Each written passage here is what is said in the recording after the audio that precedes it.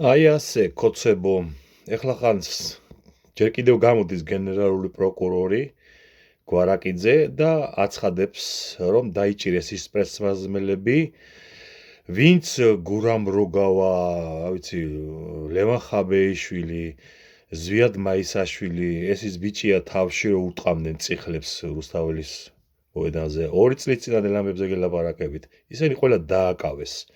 ხარებას სისხლიანი სპეცრაზმელები დააკავეს. ეს ის ხალხია, მეგობრებო, რომელიც დაკითხვაც არ დაუბარებიათ ამ მთელი წლების განმავლობაში.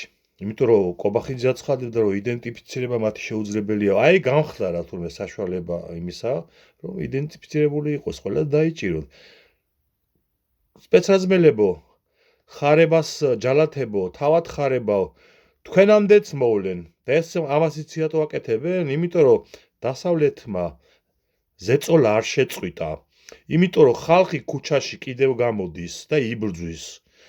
ეს წაეწყობა ერთმანეთს, აუცილებლად მოგაკითხავენ ყველას, ვერსად ვერ დაიმალებით. აი ასე გამოგიყენეს ეს ბორია სტილი არის და გადაგაგდეს, ჩაგრეცხეს.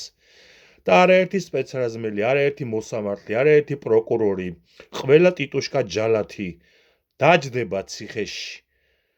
აუცილებლად აგებთ ყველა პასუხს. და სამართლიანობა უნდა აღდგეს. სხვანაირად არ გამოვა ამ ქვეყანაში. დანაშაულის ჩამდენი პირები უნდა დაისაჯონ. ასე, გაავრცელეთ ეს ვიდეო ბევრმა ადამიანმა ნახოს და გამოიწერეთ ჩემი გვერდი, რომ სწრაფად და ობიექტურად გაიგოთ საქართველოში და უცხოეთში მიმდინარე ყველა სიახლე. იხარეთ და იმრავლეთ.